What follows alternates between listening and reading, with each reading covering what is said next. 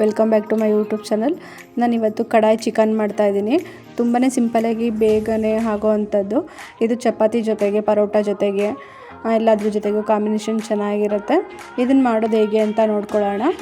ನಾನು ಇಲ್ಲಿ ಧನಿಯಾ ತೊಗೊಂಡಿದ್ದೀನಿ 1 ಸ್ಪೂನ್ ಆಗೋಷ್ಟು, 3 ಲವಂಗ ತೊಗೊಂಡಿದ್ದೀನಿ, 1 ಇಂಚಷ್ಟು ಚಕ್ಕೆ ತೊಗೊಂಡಿದ್ದೀನಿ, ಸೋಂಪು ಅರ್ಧ ಸ್ಪೂನ್ ತೊಗೊಂಡಿದ್ದೀನಿ, ಜೀರಿಗೆ ಅರ್ಧ ಸ್ಪೂನ್ ತೊಗೊಂಡಿದ್ದೀನಿ, ಒಂದು 5 ಮೆಣಸಿನ್ಕಾಯಿ ತೊಗೊಂಡಿದ್ದೀನಿ, ಒಣಮೆಣಸಿನ್ಕಾಯಿ, ಒಂದು ಅರ್ಧ ಸ್ಪೂನು ಮೆಣಸು ತೊಗೊಂಡಿದ್ದೀನಿ, ಕಾಳು ಮೆಣಸು, ಆಮೇಲೆ ಅಚ್ಕಾರದ ಪುಡಿ 1-2 ಸ್ಪೂನು, ಅರಿಶಿನ ಒಂದು ಸ್ಪೂನು, ಆಮೇಲೆ ಮೊಸರು ಸ್ವಲ್ಪ, ಆಮೇಲೆ ಶುಂಠಿ ಬೆಳ್ಳುಳ್ಳಿ ಪೇಸ್ಟು,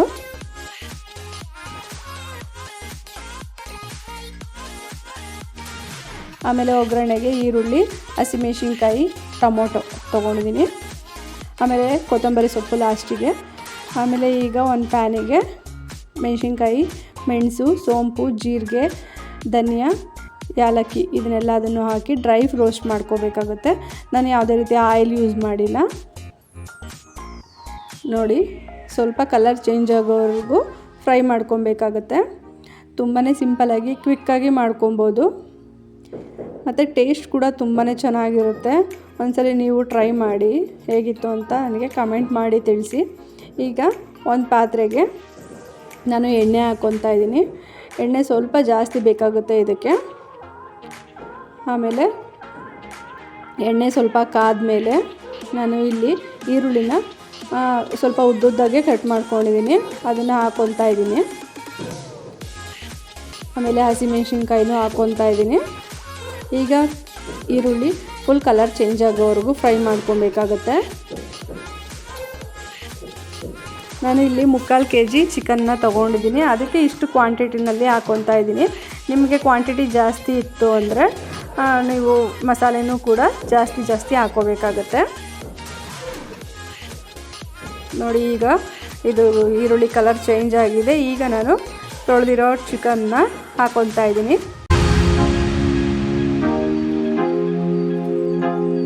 ನಾನಿಲ್ಲಿ ಡೈರೆಕ್ಟಾಗಿ ಈಗಲೇ ಈರುಳ್ಳಿ ಫ್ರೈ ಆಗಿದ ತಕ್ಷಣವೇ ಚಿಕನ್ ಹಾಕ್ಕೊತಾ ಇದ್ದೀನಿ.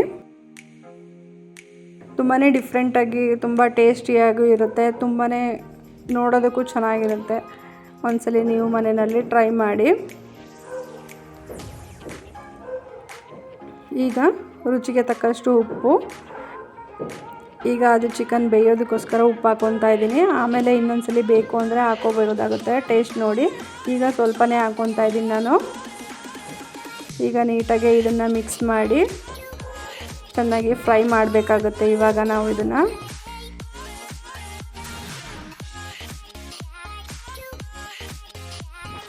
ನೋಡಿ ಈ ರೀತಿ ನೀಟಾಗಿ ಮಿಕ್ಸ್ ಮಾಡಿ ಒಂದು ಲಿಡ್ ಕ್ಲೋಸ್ ಮಾಡಿ ಒಂದು 10 ನಿಮಿಷ ಬೇಯಿಸಬೇಕಾಗತ್ತೆ.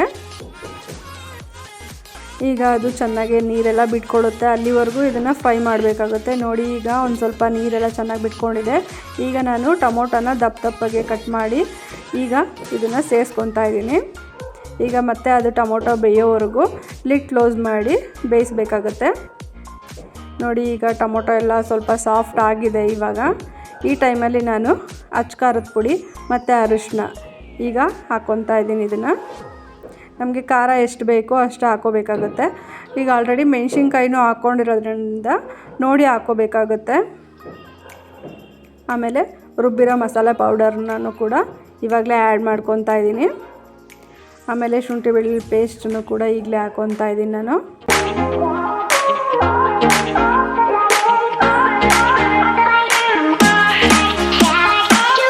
ಆಮೇಲೆ ಸ್ವಲ್ಪ ಮೊಸರನ್ನ ಹಾಕ್ಕೊತಾ ಇದ್ದೀನಿ. ನಾನಿಲ್ಲಿ ಒಂದು ಅರ್ಧ ಬೌಲಷ್ಟು ಹಾಕ್ಕೊಂಡಿದ್ದೀನಿ ಅಷ್ಟೇನೆ.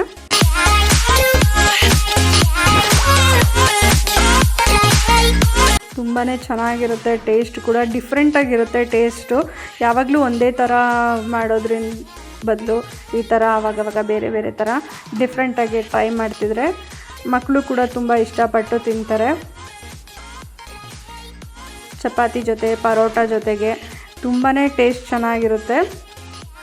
ಇದು ಯಾವುದೇ ರೀತಿ ಜಾಸ್ತಿ ಮಸಾಲನೂ ಇರಲ್ಲ ಜಾಸ್ತಿ ಇದರಲ್ಲಿ, ತುಂಬಾ ಚೆನ್ನಾಗಿರುತ್ತೆ. ಗ್ರೇವಿನೂ ಕನ್ಸಿಸ್ಟೆನ್ಸಿ ನೋಡಿ ನೀರು ಹಾಕ್ಕೊಬೇಕಾಗುತ್ತೆ. ನಾನು ಇಲ್ಲಿ ನೀರೇನೇ ಆ್ಯಡ್ ಮಾಡಿಲ್ಲ, ಯಾಕೆಂದರೆ ಇದರಲ್ಲೇ ಚಿಕನಲ್ಲೇ ತುಂಬಾ ನೀರು ಬಿಟ್ಟಿದೆ.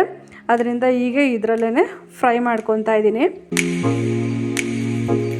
ಈಗ ನೀಟಾಗಿ ಎಲ್ಲ ಮಿಕ್ಸ್ ಮಾಡಿ ಒಂದು ಲಿಡ್ ಕ್ಲೋಸ್ ಮಾಡಿ ಒಂದು 10 ನಿಮಿಷ ಬೇಯಿಸಬೇಕಾಗುತ್ತೆ.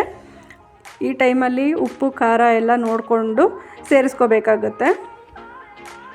ನೋಡಿ ಈಗ ನಾನು 10 ಮಿನಿಟ್ಸ್ ಬಿಟ್ಟು ಓಪನ್ ಮಾಡ್ತಾಯಿದ್ದೀನಿ. ಚಿಕನ್ ಫುಲ್ಲು ನೀಟಾಗೆ ಬೆಂದಿದೆ.